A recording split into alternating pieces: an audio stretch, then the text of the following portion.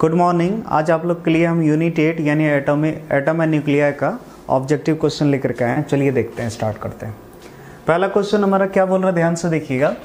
बोल रहा radioactivity as a phenomenon associated with. Radioactivity जो है ये जो फेनोमेनन है किसके साथ ये एसोसिएट कर रहा है, ये पूछ रहा है।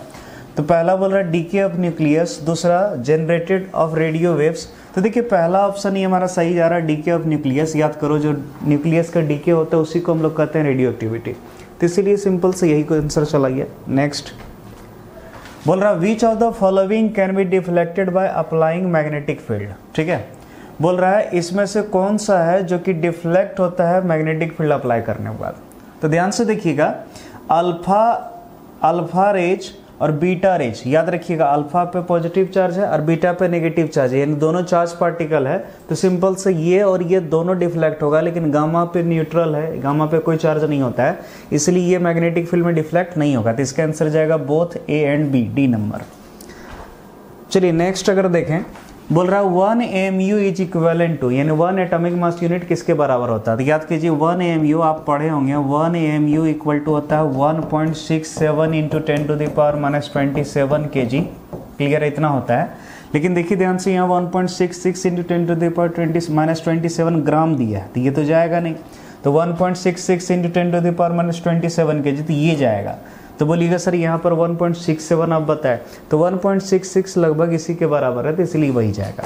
नेक्स्ट बोल रहा which of the following is not a fundamental particle, यानी इसमें से कौन सा फंडामेंटल पार्टिकल नहीं है।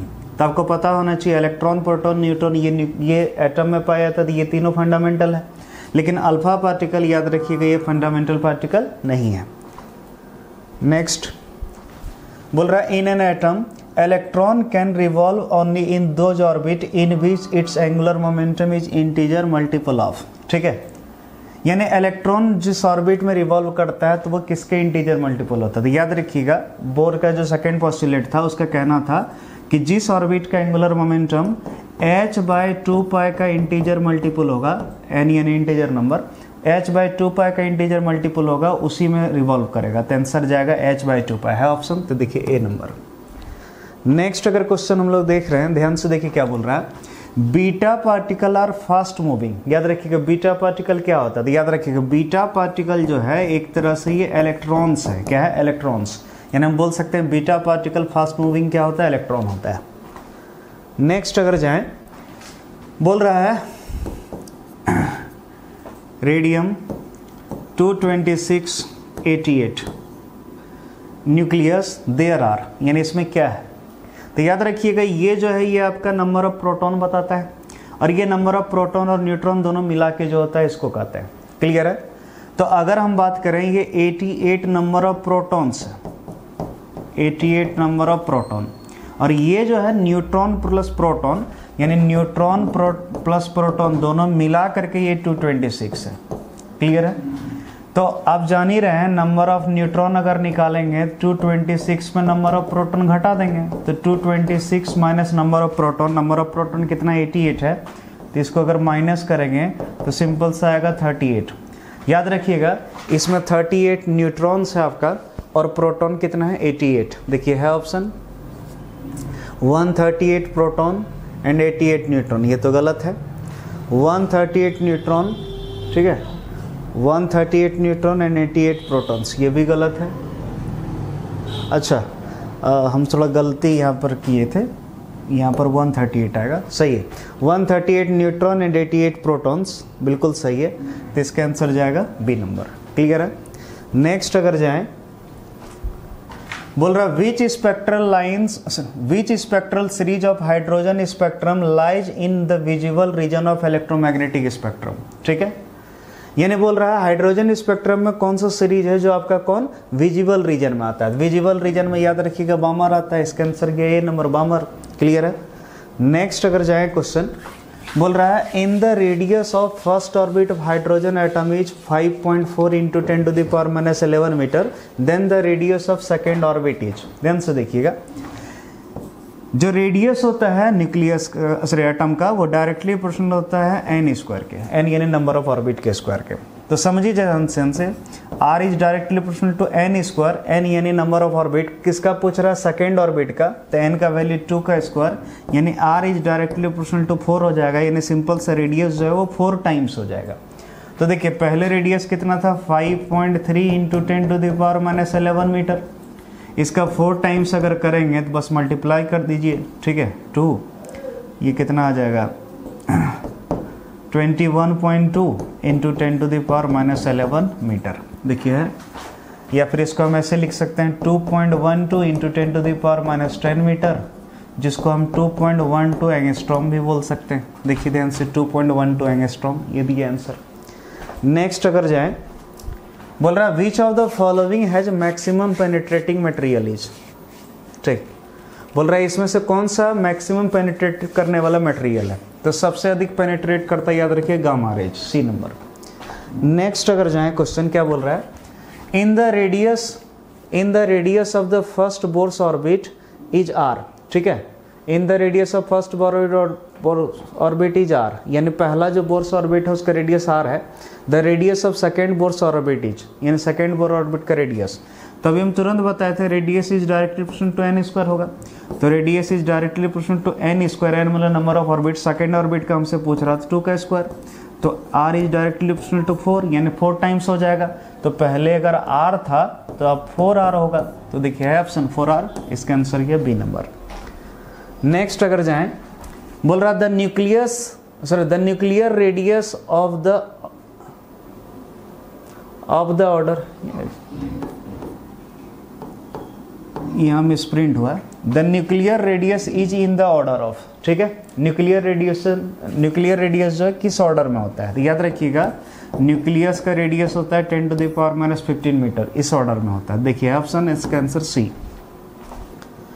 नेक्स्ट अगर जाएं, बोल रहा है when nitrogen 714 nuclei are bombarded by neutrons the resultant nuclei are C614 then emitted particle will be, ध्यान से देखिएगा नाइट्रोजन 714 था, क्लियर है, नाइट्रोजन 714 हमको दिया गया था, और जब इसको बॉम्बार्ड किए किससे, न्यूट्रॉन से, ठीक है, न्यूट्रॉन जब इसमें डाले तो क्या हुआ, ये C614 में चेंज हो गया। तो देखिए जरा ध्यान से, यहाँ पर नंबर ऑफ न्यूट्रॉन प्रोटॉन वो तो सेम है, ठीक है, यानी मास नंबर सेम है, सिर्फ क्या चेंज हुआ एटॉमिक नंबर, यानी बोले तो प्रोटॉन पहले 7 था अब 6 हुआ। तो याद रखिएगा जब एक प्रोटॉन से न्यूट्रिनो निकल जाता है, याद रखिएगा न्यूट्रिनो निकल जाता है तो ये न्यूट्रॉन में बदल जाता है, क्लियर है। तो हुआ ये होगा कि बाबू जब 7 प्रोटॉन था उससे एक न्यूट्रिनो निकल के वो क्या हो गया होगा, न्यूट्रॉन में बदल गया होगा, इसीलिए नंबर ऑफ प्रोटॉन तो आपका कितना हो गया 6 हो गया, लेकिन ओवरऑल जो मास नंबर है सेम है, तो इसका आंसर जाएगा न्यूट्रिनो, क्लियर है। नेक्स्ट बोल रहा है beta rays are deflected in, beta ray deflect होता है, तो बीटा रेज याद रखिएगा ये डिफ्लेक्ट होगा आपका, पहला option gravitational field, magnetic field, electric field, both electric है, तो इसका आंसर जाएगा both, electric field magnetic field दोनों। कारण क्या है, बीटा रे नेगेटिवली चार्ज है तो ये दोनों भी डिफ्लेक्ट होता है। नेक्स्ट अगर जाएं क्वेश्चन, बोल रहा which of the following has maximum penetrating power, इसमें से किसका पेनिट्रेटिंग पावर ज़्यादा होता है, तो गामा रेज, याद रखिए गामा का पेनिट्रेटिंग पावर सबसे हाई। नेक्स्ट अगर जाएं, बोल रहा है which series of hydrogen spectrum does not lie in infrared region, यानी कौन सा स्पेक्ट्रम जो है इंफ्रारेड रीजन में नहीं आता, तो इसका आंसर जाएगा बाबू लाइमन। कारण क्या, लाइमन याद रखिए ये जो आता है ये यूवी रीजन में आता है, ये आपका इंफ्रारेड में नहीं होता है।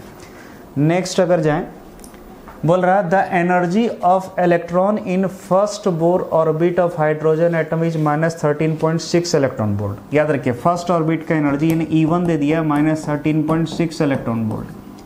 बोल रहा है what is the energy of electron in second orbit, यानी आपसे E2 पूछ रहा है, तो कुछ नहीं यार सिंपल सा है, E2 इक्वल टू हम लिख सकते हैं एनर्जी, एक्चुअली याद रखिए nth ऑर्बिट का हम पढ़ाए थे -13.6 by n square electron volt, ये हम पढ़ाए थे।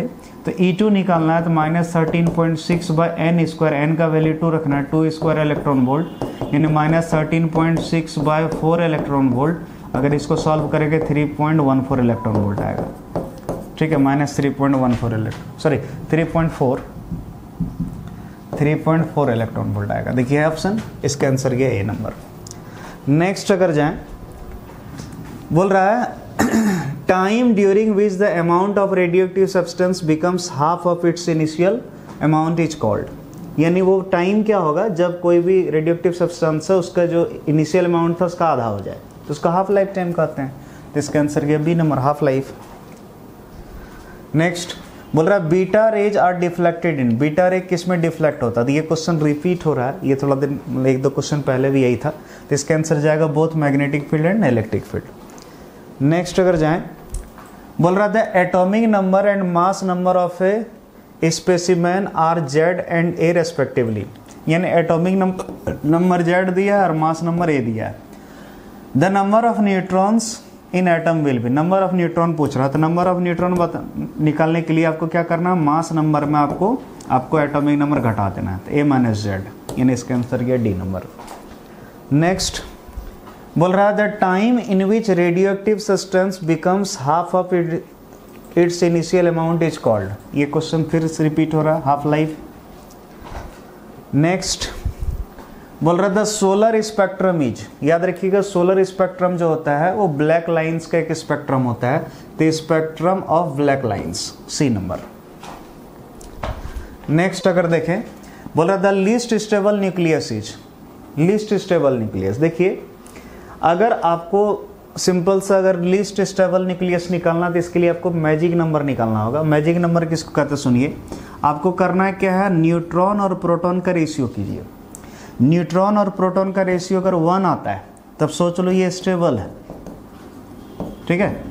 और अगर न्यूट्रॉन और प्रोटॉन का रेशियो अगर 1 नहीं आए तो 1 अनस्टेबल है, सिंपल सा।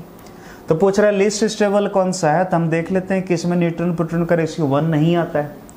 तो अगर हम हीलियम को देखें तो हीलियम का देखिए ध्यान से, हीलियम का 2 4 है। अगर इसमें गौर करोगे ध्यान से तो इसमें 4 जो है ये इसका मास नंबर है और 2 है इसका एटॉमिक नंबर। तो नंबर ऑफ न्यूट्रॉन निकालने के लिए हम क्या सिखाए थे, इसको घटा देना। तो 4 में 2 जाएगा 2, नंबर ऑफ न्यूट्रॉन 2 आया और नंबर ऑफ प्रोटॉन भी कितना 2। तो रेशियो करो, ठीक है, तो बाबू 2/2, नंबर ऑफ न्यूट्रॉन 2, ये भी 2, तो इसका वैल्यू 1 आया, तो यानी ये स्टेबल है। अब देख लो इसको तीनों का करो, देखना इसका आ जाएगा कितना वैल्यू 1, मैजिक नंबर आ रहा है, यानी ये तीनों स्टेबल है। तो यही एक ऐसा होगा जिसका शायद 1 नहीं आएगा, आप देख लीजिएगा कैलकुलेट करके, तो यही होगा लीस्ट स्टेबल। नेक्स्ट बोल रहा है gamma rays are similar. Gamma ray similar होता है, तो गामा रे किसके सिमिलर होता है, तो देखिए गामा जो है वो इस पर चार्ज नहीं होता है, क्लियर है। और यहाँ पर अल्फा बीटा और कैथोड ये जो तीनों दिए इस पर तीनों पे चार्ज है, लेकिन एक्स रे पर चार्ज नहीं होता, तो इसलिए हम बोल सकते हैं ये एक्स रे के सिमिलर है, क्लियर है। नेक्स्ट अगर जाएं, बोल रहा है atomic number decreases with emission of alpha particle from nucleus bye. ध्यान से देखिएगा क्या बोल रहा है, कोई न्यूक्लियस है उससे एटॉमिक नंबर उसमें कितना घटेगा जब अल्फा पार्टिकल निकलेगा। देखिए अल्फा पार्टिकल जो बना होता है, आपको हम पढ़ाए थे, अल्फा पार्टिकल बोल सकते हैं ये 2 प्रोटॉन प्लस 2 न्यूट्रॉन से मिलकर बना होता है, क्लियर है। और याद रखिएगा एटॉमिक नंबर यानी जेड इक्वल टू होता है number of proton, number of proton. तो जरा समझिए ध्यान से, अगर कोई भी अगर न्यूक्लियस है, अगर उससे एक अल्फा पार्टिकल निकलेगा तो हम बोल सकते हैं उससे 2 प्रोटॉन भी निकलेगा, और 2 प्रोटॉन निकलेगा तो इसका जो एटॉमिक नंबर है उसमें 2 कम हो जाएगा, तो इसका आंसर जाएगा 2, ठीक है। नेक्स्ट बोल रहा है कैथोड रेज आर। याद रखिए कैथोड रेज एक तरह का इलेक्ट्रॉन ही होता है, तो इसका आंसर जाएगा इलेक्ट्रॉन। इलेक्ट्रॉन का जो बीम होता है जब चलता है उसी कहते हैं कैथोड रे। बोल रहा है density of nucleus is about. देखिए न्यूक्लियस का डेंसिटी लगभग होता है 2.3 × 10⁻17 kg/m³, ठीक है। देखिए है ऑप्शन 2.3 × 10⁻17 kg/m³, तो इसका आंसर जाएगा ये 2.29 भी लगभग 2.3 के ही बराबर हुआ, तो ये जाएगा। नेक्स्ट अगर देखें, बोल रहा है which of the following series of, यहाँ ऑड छप गया ऑफ होगा, which of the following series of hydrogen spectrum is in visible range. यानी इसमें से कौन सा सीरीज है हाइड्रोजन स्पेक्ट्रम का जो विजिबल रेंज में आता है। विजिबल रेंज में सिर्फ एक ही स्पेक्ट्रम आता है, याद रखिएगा बामर है ऑप्शन, इसका आंसर जाएगा बी। नेक्स्ट बोल रहा है which of the following relation is correct for radioactive atom. यानी रेडियोएक्टिव एटम के लिए कौन सा रिलेशन करेक्ट है, तो याद रखिएगा हाफ लाइफ टाइम जो होता है वो 0.693 इंटू एवरेज लाइफ टाइम के बराबर होता है। देखिए है ऑप्शन यहाँ पर, तो इसका आंसर ये डी नंबर। नेक्स्ट बोल रहा beta rays are fast moving. Beta ray क्या होता है? बीटा रे फास्ट मूविंग इलेक्ट्रॉन होता है। क्लियर है? नेक्स्ट बोल रहा which of the following represents the alpha decay of x. ठीक है, एक्स दिया है, इसका आपका एटॉमिक नंबर जेड दिया है और मास नंबर ए दिया है, और अल्फा डीके है। तो अल्फा डीके में हम सिंपल सा पढ़ाए थे, अगर अल्फा डीके होगा तो याद रखिएगा इसका जो है ना ये एक्स वाई में कन्वर्ट हो जाएगा। ठीक है, और यहाँ जो जेड है नीचे, ठीक है, जेड जिसको हम लोग कहते हैं एटॉमिक नंबर, इसमें 2 कम हो जाएगा, यानी जेड -2 हो जाएगा, और इसका जो मास नंबर है उसमें 4 कम हो जाएगा, तो A-4 हो जाएगा। क्लियर है? तो इसका जाएगा जेड -2 A-4 प्लस ये हीलियम निकला 2-4। देखिए है ऑप्शन, तो जेड -2 A-4, तो यही जाएगा ए नंबर। क्लियर है? नेक्स्ट अगर देखें, बोल रहा है which of the following is not a fundamental particle, यानी इसमें से कौन सा फंडामेंटल पार्टिकल नहीं है। क्वेश्चन रिपीट हो रहा है, तो इसका आंसर हमको चाहिए बस कमेंट में, इसका आंसर आप लोग कमेंट में बताइएगा क्वेश्चन नंबर 32 का। नेक्स्ट देख रहे हैं, बोल रहा है which of the following is correct for radioactive element. Radioactive element के लिए इसमें से कौन सा करेक्ट है, यानी एवरेज लाइफ टाइम पूछा है, तो एवरेज लाइफ टाइम हम बताए थे टी एवरेज इक्वल टू, याद कीजिएगा 1/λ। क्या? 1/λ है ऑप्शन, तो इसका आंसर बी नंबर। नेक्स्ट देखिए, बोल रहा which of the following is not charged, यानी इसमें से कौन सा चार्ज नहीं है, तो इसका सिंपल से जाएगा आंसर फोटोन। याद रखिए फोटोन पे कोई चार्ज नहीं होता है। नेक्स्ट क्वेश्चन देख रहे हैं, बोल रहा है क्या the source of solar energy. Solar energy का सोर्स क्या है, तो इसका सिंपल सा है न्यूक्लियर फ्यूजन। देखिए जब 2 छोटे छोटे न्यूक्लियस मिल करके जब बड़ा न्यूक्लियस बनाता है तो इसी को कहते हैं न्यूक्लियर फ्यूजन। और याद रखिएगा सोलर कोई भी स्टार है या सन है उसका एनर्जी का सोर्स यही है, तो इसका आंसर जाएगा न्यूक्लियर फ्यूजन। नेक्स्ट अगर देखें, बोल रहा which of the following is correct for charge on electron. ठीक है, यानी इलेक्ट्रॉन के चार्ज के लिए कौन सा सही है। ठीक है, तो जरा ध्यान से देखिएगा इलेक्ट्रॉन का जो चार्ज होता है उसके लिए कौन सा सही है, ध्यान से देखना है। तो इलेक्ट्रॉन का चार्ज आप पढ़े होंगे होता है -1.6 × 10⁻⁻19 कूलम। देखिए है ऑप्शन, तो इसका आंसर जाएगा आपका डी नंबर। नेक्स्ट अगर देखें, बोल रहा number of neutrons in nucleus is, यानी न्यूक्लियस जो है, न्यूक्लियस में नंबर ऑफ न्यूट्रॉन क्या होगा। ठीक है, तो याद रखिएगा नंबर ऑफ न्यूट्रॉन्स निकालने के लिए आपको क्या करना चाहिए, मास नंबर में एटॉमिक नंबर घटा देना चाहिए, यानी A-Z। नेक्स्ट अगर जाएं, बोल रहा है the relation between half life time T half and D के कॉन्स्टेंट इज, यानी हाफ लाइफ टाइम को टी हाफ से डिनोट किया और इसके और डी के कॉन्स्टेंट के बीच रिलेशन क्या है, तो सिंपल सा 0.693/λ, यही तो होता है हाफ लाइफ टाइम का फॉर्मूला। तो देखिए 0.693/λ ए नंबर। नेक्स्ट अगर क्वेश्चन जाएं देखते हैं, बोल रहा है which of the following is correct for alpha particle. Alpha particle के लिए कौन सा सही है, तो अल्फा पार्टिकल का अगर करेक्ट देखना है तो अल्फा पार्टिकल के लिए कौन सा सही है, ये हीलियम न्यूक्लियस है, सही है, सी नंबर। याद रखिए हम पढ़ाए थे अल्फा पार्टिकल हीलियम न्यूक्लियस के बराबर होता है। नेक्स्ट और लास्ट हम लोग का, which of the following equivalent is कर, यहाँ पर इक्विवेलेंट नहीं होना चाहिए, इक्वेशन होना चाहिए, मिसप्रिंट हुआ। Which of the following equation is correct, यानी कौन सा इक्वेशन जो है करेक्ट। अब ध्यान से देखिएगा बाबू, यहाँ पर देखो यूरेनियम है 92, 238 ये दिया है। अब इससे क्या हो रहा है, अल्फा पार्टिकल निकल रहा है। देखो हीलियम न्यूक्लियस निकल रहा है, यानी अल्फा पार्टिकल निकल रहा है। और अल्फा पार्टिकल अगर निकलेगा तो डेफिनेट है ये जो है, ये नीचे जो है इसको कहते हैं क्या, atomic number, sorry atomic number, ये आपका 2 कम हो जाएगा। तो सिंपल से ये क्या हो गया, 90 हो गया, और ये 4 कम हो जाएगा, तो इसका हो जाएगा 234। और डेफिनेट है यूरेनियम में, अगर देखो ध्यान से, यूरेनियम का जो है एटॉमिक नंबर 92 है, और अभी ये 90 हो गया, डेफिनेट यूरेनियम तो नहीं बचा। और 90 किसका होता है, थोरियम का। क्लियर है, तो यूरेनियम किस में कन्वर्ट हो जाएगा, थोरियम में, जिसका आपका एटॉमिक नंबर 90 होगा और मास नंबर 234 होगा। देखिए है ऑप्शन, तो इसका आंसर गया बी नंबर। क्लियर है, ये गया आंसर। तो इसी के साथ हम लोग का यूनिट 8 कंप्लीट हुआ। अगला क्लास मिलते हैं यूनिट 9 का ऑब्जेक्टिव लेकर के। Thank you.